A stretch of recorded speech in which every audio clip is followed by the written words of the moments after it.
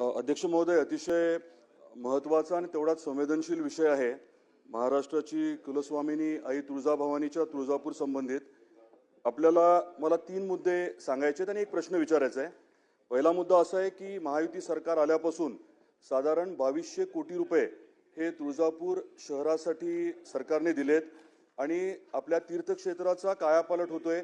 वैश्विक दर्जाचं आपण धार्मिक पर्यटन स्थळ निर्माण करतोय. रेल्वेचं देखील काम आता हाती घेतलंय जवळजवळ 3000 कोटीचं.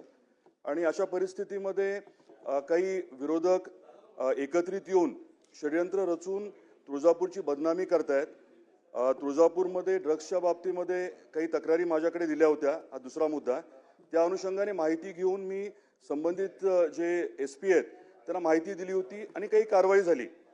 आता परवा महंत जे मुख्य महंत आहेत ते सर्व मुख्यमंत्री महोदयांना भेटले होते आणि तुळजापूरची नाहक जी बदनामी केली जाते वारंवार षड्यंत्र रचून त्याची उच्चस्तरीय चौकशी व्हावी अशी विनंती केली होती. त्याच्यामध्ये जास्त म्हणावं तसं अजून काही कारवाई झालेली नाहीये. तर माझी विनंती आहे की उच्चस्तरीय समिती गठीत करावी आणि कार्यकाळ त्यांना ठरवून देऊन चौकशी व्हावी ही माझी विनंती. हा माझा प्रश्न आहे.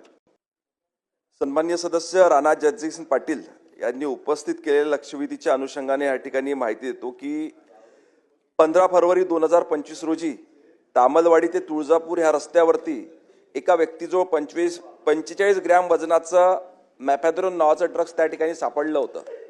त्यानंतर या संदर्भात सखोल चौकशी करण्यात आली आणि जवळजवळ संपूर्ण गुन्ह्यामध्ये 38 आरोपी निष्पन्न झाले. याच्यामध्ये 30 आरोपींना अटक देखील करण्यात आली आहे. सध्या 27 आरोपी जामिनावर असून 3 आरोपी न्यायालयीन कोठडीमध्ये आहे. हे सर्व होत असताना ह्या संपूर्ण गुन्ह्याच्या तपासात एकंदरीत 47,74,000 किमतीचा मुद्देमाल त्या ठिकाणी जप्त करण्यात आला आणि पुढील देखील तपास त्या ठिकाणी चालू आहे.